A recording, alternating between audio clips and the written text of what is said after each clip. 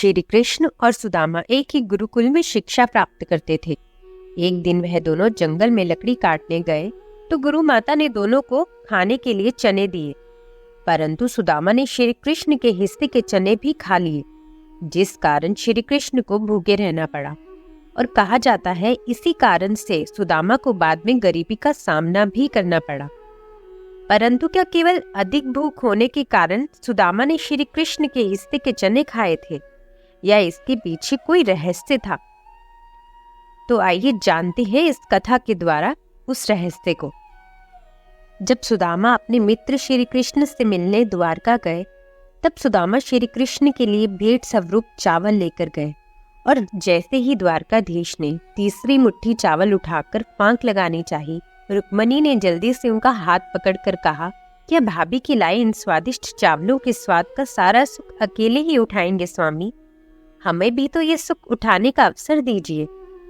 द्वारकाधीश के अधरों पर एक मुस्कान उपस्थित हो गई। उन्होंने चावल वापस उसी पोटली में डाले और उसे उठाकर अपनी पटरानी को दे दिया। सुदामा के साथ बातें करते हुए कब कृष्ण उनके पांव दबाने लगे, ये सुदामा को पता ही नहीं चला। सुदामा सो चुके थे, किंतु कृष्ण अपनी ही सोच में मगन उनके पांव दबाते हुए बचपन की बातें करते चले जा रहे थे। तभी रुक्मणी ने उनके कंधे पर हाथ रखा। कृष्ण ने चौंक कर पहले उन्हें देखा और फिर सुदामा को, फिर रुक्मणी जी का संकेत समझकर वहां से उठकर अपने कक्ष में चले आए। कृष्ण की ऐसी मगन अवस्था देखकर रुक्मणी ने पूछा, स्वामी, आज आपका व्यवहार बहुत ही विचित्र प्रतीत हो रहा है।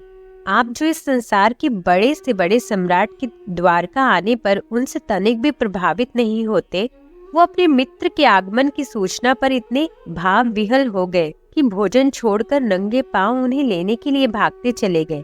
आप जिनको कोई भी दुख, कष्ट या चुनौती कभी रुला नहीं पाई, यहाँ तक कि जो गोकुल छोड़ते समय मैया यशोदा के अश्रु देखकर भी नहीं रोए, वह अपने मित्र के घावों से भरे पांव को देखकर इतने भावुक हो गए कि अपने अश्रुओं से ही उनके पांव को धो दिया। कूटनीति, राजनीति और ज्ञान के शिखर पुरुष आप अपने मित्र को देखकर इतने मगन हो गए कि बिना कुछ भी विचार किए उन्हें समस्त त्रिलोक की संपदा एवं समृद्धि देने जा रहे थे। श्री कृष्ण ने रुक्मणी जी से कहा, वह मेरे बालपन का मित्र है। तो रुक्मणी जी ने कहा, परंतु उन्होंने तो बचपन में आपसे छुपाकर चने भी खाए थे, जो गुरु माता ने उन्हें आपसे बांटकर खाने को कहा था। अब ऐसे मित्र के लिए इतनी भावुकता क्यों? सत्यभामा ने भी अपनी जिज्ञासा रखी। श्री कृष्ण मुस्कुराए और कहने लगे, सुदामा ने तो वह कार्य किया है सत्यभामा कि समस्त सृष्टि को उसका आभार मानना चाहिए।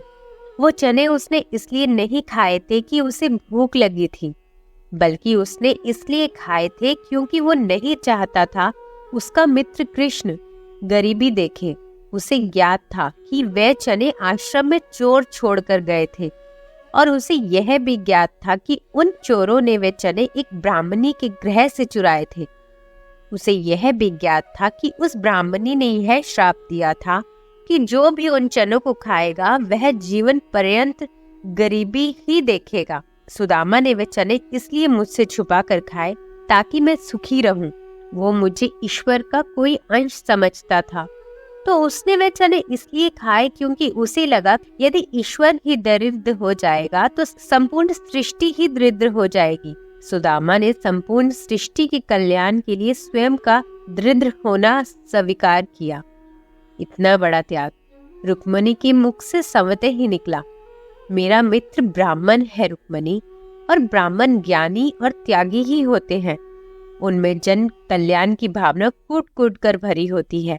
अब तुम ही बताओ, ऐसे मित्र के लिए हृदय में प्रेम नहीं तो फिर क्या उत्पन्न होगा? प्रिय, गोकुल छोड़ते हुए मैं इसलिए नहीं रोया था क्योंकि यदि मैं रोता तो मेरी मैया तो प्राण ही छोड़ देती, परंतु मेरे मित्र के ऐसे पांव देखकर, उनमें ऐसे घावों को देखकर मेरा हृदय भर आया रुक्मणी। उसके पांव में ऐसे घाव और जीवन में उसकी ऐसी दशा मात्र इसलिए हुई क्योंकि वह अपने इस मित्र का भला चाहता था। तुम्हें पता है रुक्मणी, परिवार को छोड़कर किसी और ने इस कृष्ण का इतना भला नहीं चाहा। लोग तो मुझसे उनका भला करने की अपेक्षा रखते हैं। बस सुदामा जैसे मित्र ही होते हैं जो अपने मित्र के सुख के लिए स्वेच्छा से दरिद्रता एवं कष्ट का आवरण ओढ़ लेते हैं। ऐसे मित्र दुर्लभ होते हैं और न जाने किन पुण्यों के फल स्वरूप मिलते हैं। अब ऐसे मित्र को यदि त्रिलोक की समस्त संपदा भी दे दी जाए तो भी कम होगा। कृष्ण अपने भावुकता से भरे हुए स्वर में बोले। इधर कक्ष में समस्त रानियों के नेत्र सजल थे और उधर कक्ष के बाहर खड़े सुदामा के नेत्रों में भी प्रेम अश्रु थे। जय श्री कृष्ण।